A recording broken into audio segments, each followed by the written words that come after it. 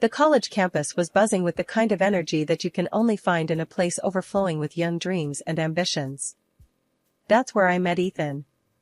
We were both gunning for the same scholarship, the kind that not only covered tuition, but also bragging rights. It was big, it was what every nerd in our batch was after. And boy, did we clash over it. Seriously, Ethan? You think you can outdo me on the thesis? Dream on. I'd scoff at him across the library, my eyes barely lifting from my laptop. He'd just grin, that annoyingly confident smirk that drove me nuts. Ava, I'll see you at the finish line. Better bring your A game. We were both stubborn as hell, each convinced we were the rightful winner of that grant. Our debates got so heated, sometimes I thought we'd end up setting the lecture halls on fire with our arguments. Your argument on the economic theories is so half-baked, I could serve it for breakfast, Ethan once told me during a mock debate. The class had erupted in laughter, and I could feel my cheeks burning, not just from embarrassment but from the raging fire to prove him wrong. Oh, please, your so-called innovative perspective is just recycled trash. Heard it all before, Ethan, I shot back, not missing a beat. It wasn't just about the scholarship, it was a battle of wits, pride, and, unbeknownst to us at the time, a budding attraction that neither of us wanted to admit. Our rivalry was the talk of the campus. We were always at each other's throats, challenging one another to do better, be smarter. But as the final decision on the grant neared, something shifted between us. Maybe it was the late-night study sessions that ended in shared coffee breaks, or the way we'd inadvertently learn more about each other's lives beyond the books. You know, for a smartass, you're not that bad, I found myself saying one night as we left the library together, the campus quiet around us. Ethan chuckled, shoving his hands in his pockets. Look who's talking. I've seen you help the freshmen with their assignments. Not the heartless competitor everyone thinks. It was strange, this new dynamic. Our banter softened, tinged with a reluctant respect that slowly melted into something warmer. When the day of the scholarship announcement came, we sat next to each other, an unspoken truce between us. May the best man, or woman, win, Ethan whispered, his hand brushing mine. I remember the rush of emotions when they called my name. But what stood out more was the genuine smile on Ethan's face. Guess you were the best man after all, he said, his laughter mingling with mine. From that day forward, our relationship took a new turn. We were still competitive, but it was different. We challenged each other to be better, supported each other's dreams. Our arguments turned into discussions, our banter into inside jokes. And somewhere along the line, we stopped being rivals and started being something more. Moving in together was the easiest decision we'd ever made. It felt like the natural next step, a testament to how far we'd come from those two hot-headed students who couldn't stand to be in the same room unless it was to argue over academic theories. Our friends were shocked. You too? Really? They'd ask, disbelief written all over their faces. Yeah, really, we'd say, exchanging looks that spoke volumes of the journey we'd been on. From rivals to roommates to, dare I say, soulmates. Living with Ethan was like being in our little bubble. But bubbles are delicate, and ours was no exception, especially when it came to dealing with his folks. Martha and John were as traditional as they come, and our choice to live together without the whole marriage shebang didn't sit well with them. Not at all. It was like a broken record every time we saw them. You're living in sin, Ava. It's not right. Martha would start, her tone laced with disappointment and a touch of scorn. She was a pro at guilt trips, making sure to sprinkle in stories of her own purity. John and I didn't even kiss until we were married. Can you imagine? I tried to keep my cool, respect was important to me, but boy, was it hard. Martha, times have changed. People don't wait for marriage to be together anymore. It's normal. Ethan stood by me, bless him, but it was like talking to a wall with them. John would chime in, voice heavy with this sense of betrayed values. We raised you better, Ethan. You're supposed to be a decent man, not swayed by this. That's what I was to them. Never Ava, always this, as if I were some bad influence instead of the person their son loved. Ethan tried to bridge the gap. Mom, Dad, I love Ava. We're happy. Can't you just be happy for us? But nope, it was like everything he said just bounced off them. Martha, with her knack for drama, would clutch at her pearls, literally. Happy? How can we be happy when you're living in sin? It's not right, Ethan. You know it's not. The worst part? Ethan was caught in the crossfire. His folks made it seem like I had him under some spell. You've changed, son. This isn't you, John would say, shaking his head like Ethan was some puppet gone rogue. And me? I was trying not to lose it. I respected their beliefs, sure, but the constant judgment was a drag. I told Ethan as much. I get where they're coming from, but I'm not the enemy here. We're just living our lives. I know, he'd sigh, looking like he was carrying the world on his shoulders. It's just, they're my parents. I wish they could see how good we are together. In the end, it felt like we were stuck in this loop. Us trying to live our lives, them seeing it as some personal affront. It was exhausting, dealing with the endless lectures and the not-so-subtle digs at our life choices. But what could we do? They were his parents, and no amount of reasoning seemed to make a dent. So we kept on, living our sinful life, hoping one day they'd come around. Or at least, stop making every dinner feel like a trial where we were always found guilty. Just when I thought Martha and John's nagging couldn't get any worse, they hit us with a new plan. You both need guidance, Martha announced one evening, her tone more determined than ever. We've arranged for you to meet with Father Mike. He'll set you straight. Ethan and I exchanged a look. The kind that said, "Are you kidding me?" without needing words. Mom, really? We don't need a priest to tell us how to live our lives. Ethan tried to reason, his patience wearing thin. But Martha was on a mission, and when Martha got going, there was no stopping her. It's not up for discussion, Ethan. You're going, and that's final. It's for your own good. So there we were, a few days later, sitting uncomfortably in Father Mike's office, a cozy little room filled with religious books and those cliché inspirational posters. Father Mike was a kind-looking man, but the situation was just absurd. Now, I understand there's some concern about your living arrangements? Father Mike began, peering over his glasses at us. I bit my tongue, really wanting to say something snarky, but managed to keep it civil. We're fine, really. It's just that Ethan's parents are a bit traditional. Father Mike nodded, as if this wasn't the first time he'd been dragged into a family squabble. Marriage is a sacred union, but so is love and respect for one another. Are you two committed to each other? Ethan took my hand, giving it a reassuring squeeze. Yes, we are. Completely. The priest smiled, then turned to some of his books, probably looking for some wise quote to throw at us. But before he could get into it, Ethan cut in. Look, Father, we appreciate what you're trying to do, but we're happy. Isn't that what matters? Father Mike looked at us, then, after a long pause, he closed his book. You're right. Happiness and commitment are what truly matter. Maybe it's not me who needs to guide you, but perhaps I can help your parents understand your choices. That meeting didn't magically fix everything, but it was a start. Or so we thought. Martha and John thanked Father Mike for his time, but seemed to ignore the whole happiness and commitment are what truly matter part.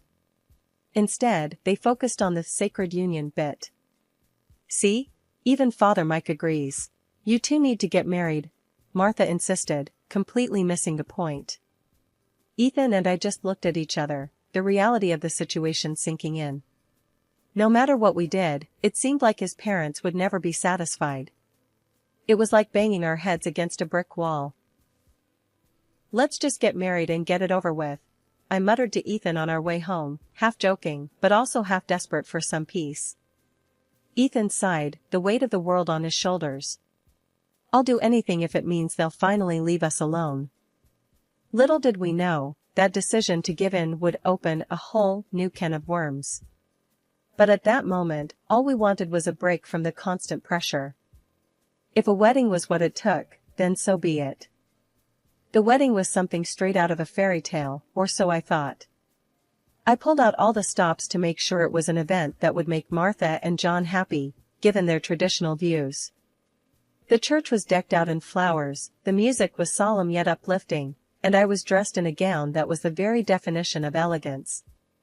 Even Martha, who could rival a statue when it came to showing emotions, shed a few tears during the ceremony. But, of course, there was a catch. My friends, who'd been my rock through this whole ordeal, came dressed to kill. They looked amazing, but apparently, their style was a bit too much for Martha. "Did you see how they're dressed?" she whispered to me, right in the middle of the reception. "It's a wedding, not a nightclub." I could feel my cheeks burning, not sure if it was from anger or embarrassment. "Martha, they're my friends. They're here to celebrate with us. Can we just focus on that?" She clucked her tongue, shaking her head like I'd just failed the world's easiest test. "I'm just saying. A little modesty wouldn't hurt."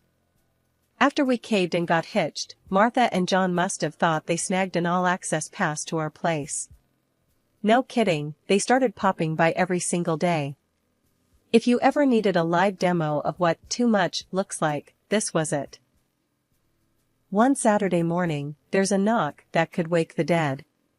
I'm talking 6 a.m., and these two are at our door, like they're about to miss a flight. Ethan, barely awake, trudges to the door, and there they are, bright and chipper. "Good morning. We thought we'd spend the day together."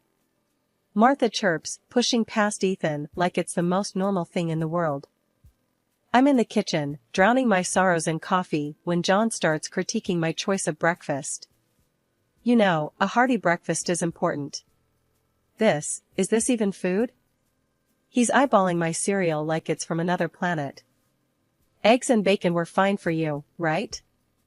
I mutter under my breath, not in the mood to start my day off with a lecture on nutritional values. Then, Martha, bless her heart, decides to give me a rundown on cleanliness.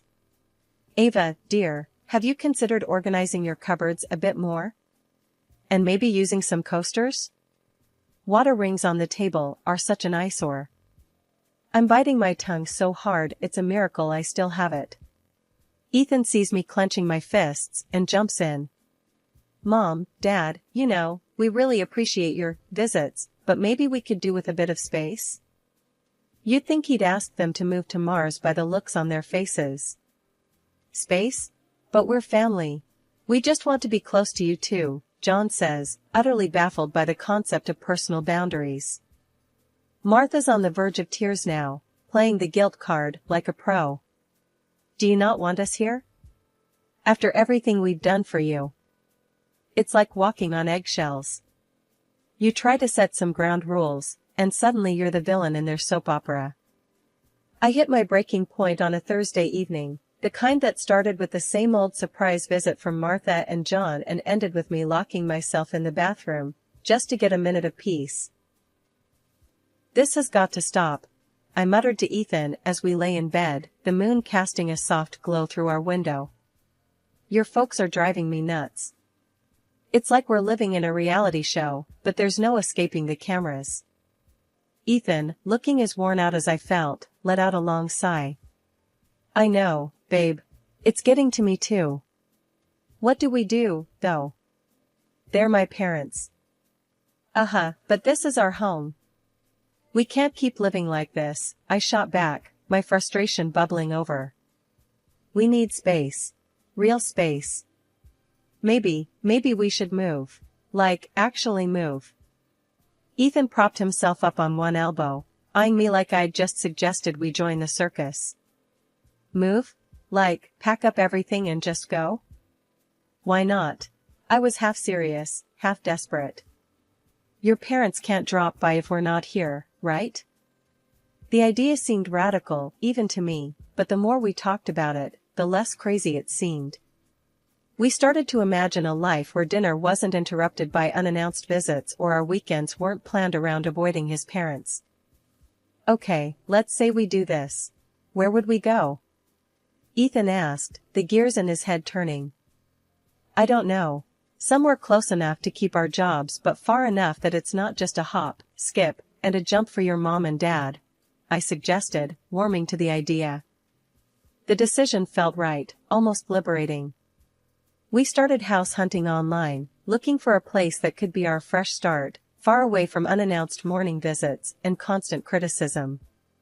It wasn't long before we found it, a cozy little house in a neighboring city. It was perfect, and the best part? I could buy it with the money I'd inherited from my grandmother. This wasn't just a new house, it was a statement. My money, my rules. A fresh slate on our terms. They're going to flip, Ethan said, dreading the conversation. Mom's going to think we're abandoning them. Maybe, I conceded, but we're not doing this to hurt them. We're doing it for us, for our sanity. They'll just have to understand. The conversation went as well as we'd feared. There were tears, accusations, and a lot of guilt being thrown around. But we stood our ground, knowing this was the right move for us. We did it, I said to Ethan as we signed the papers, the weight of the world lifting off our shoulders. The move was hectic, filled with boxes and goodbyes, and the promise of peace. We kept our jobs, commuting a bit further than before, but every mile was worth it for the tranquility that greeted us at the end of the day. Our new life in the neighboring city was everything we'd hoped for. We fell back into our old rhythms, enjoying the quiet and the privacy we'd missed so much. The in-laws? We kept in touch through the internet, a safe buffer that allowed us to control the narrative and the visits. It was a compromise, but a necessary one. Our calls were polite, the conversations brief and infrequent, but it was enough to keep the peace. Just when Ethan and I thought we'd found our slice of peace in the new city, life decided to throw us a curveball. It was a quiet Sunday morning, the kind where you just want to laze around and enjoy the calm. That's when the doorbell rang, shattering the silence. Who could that be? I murmured, not expecting anyone. We weren't exactly social butterflies, especially not here, not yet. Ethan shrugged, equally puzzled, and strolled over to the door. When he opened it, his puzzled look morphed into outright disbelief. There, on our doorstep, stood Martha and John, each with a suitcase bigger than the last time they'd criticized our breakfast choices. "Surprise!" Martha exclaimed, her smile wide enough to split her face. John just nodded, his usual taciturn self, but even he seemed to wear a small grin. "What are? How did you? Why?" Ethan's eloquence was gone, replaced by staccato confusion. "We've decided to move in," Martha declared as if announcing they'd won the lottery. "It's time we all lived together, as a family should." My mind raced. This had to be a joke, a very bad one. "Move in? With us?" I echoed, hoping I'd misunderstood. "Yes, dear. We sold our house. We're here to stay," Martha said, pushing past Ethan, making herself at home as if she hadn't just dropped a bombshell on our doorstep. Ethan and I exchanged a look of sheer panic. "You can't just decide to move in with us," I managed to say, finally finding his voice. Martha and John weren't just shocked at our refusal, they were outraged. "You can't possibly expect us to leave. We're family, and this house, it's as much our son's as it is yours," Martha asserted, her voice a mix of indignation and disbelief. John, usually more reserved, joined in with a surprising fierceness. "Exactly. Ethan's our son, and you're living here, thanks to him. You're just a freeloader, making decisions that aren't yours to make." I could barely contain my laughter, not because it was funny, but because of the sheer audacity. Ethan's face was a picture of shock, turning to me with wide eyes as if to say, "Are they serious?" "Hold on a minute," I said, still chuckling as I went to retrieve a folder from our home office. I flipped it open to a very important document, the deed to the house. I made sure they could see it clearly. "See this? This house was bought with the money I inherited from my grandmother. I am the sole owner. So, actually, it's entirely up to me who lives here. And you," I pointed squarely at Martha and John, "are not staying." Martha's mouth opened and closed like a fish out of water, while John's face turned a shade of red I hadn't seen before. Ethan stepped beside me, a proud yet stern look on his face. You heard her. Ava bought this house. Not me, not us, Ava. And we've decided together that moving in uninvited isn't an option. After I dropped the bombshell about owning the house, Martha tried to play her final card, all but declaring squatters' rights on account of Ethan living with me. He's our son. We have every right to be wherever he is. We're family, and that means we stay together, she announced, puffing up like a peacock. I couldn't help it, a laugh escaped me, before I could clamp it down. This was it, the moment I'd been keeping close to the chest for just such an occasion.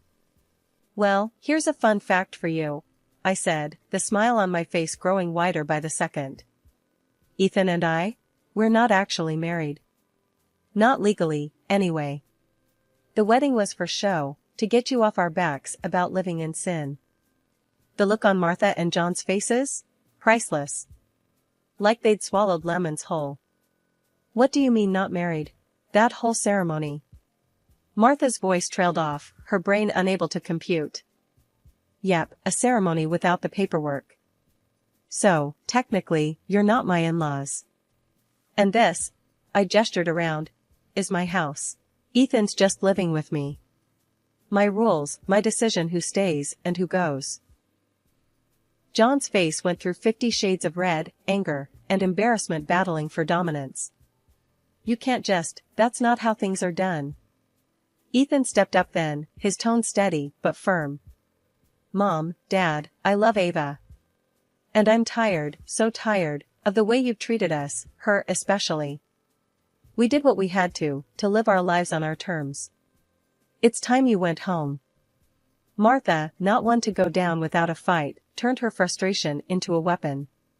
Ethan, you listen here. You're going to leave this woman, and come with us. She's tricked you, manipulated you. But Ethan was unmovable, a rock in the storm. No, Mom. I'm staying. With Ava. I love her, even if we're not married by your standards. It's my life, our life, and it's time you respected that. The standoff in our living room was tense, a silent battle of wills. But in the end, Martha and John had no choice but to leave, their departure a mix of rage and disbelief. As the door closed behind them, the silence that settled was profound, a mix of relief and the sobering realization of the bridge we'd just burned. Ethan and I looked at each other, a single thought between us, no matter what, we were in this together. After Martha and John huffed out of our place, tails between their legs, word got around through the grapevine that their big move was all a bluff. They never sold their house, it was just a ploy to muscle in on us, thinking they could pull one over and make themselves comfy at our expense. Can you believe that? The nerve of some people. But hey, here we are, still in our own little slice of heaven, shaking our heads at the whole mess. Can you imagine if they actually had sold their house? I said to Ethan one evening, the two of us sprawled out on the couch, enjoying the peace and quiet. Ethan chuckled, a deep, hearty sound that filled the room. That would have been a disaster. Good thing they're too attached to their precious home to actually go through with it. We got to talking about the future, just the two of us, figuring out where we go from here. So, what do you think about making it official, after if we're lucky enough to have a kid? Ethan asked, a bit hesitantly. I thought about it, turning the idea over in my mind. I guess. Might make things simpler, paperwork-wise. But I don't need a piece of paper to tell me I'm yours. Yes, I feel the same. It's just us, Ava. Always has been, always will be. Screw anyone who thinks they can dictate how we live our lives, Ethan said, his voice firm with conviction. It was settled then. We'd cross that bridge when we came to it, but for now, we were content.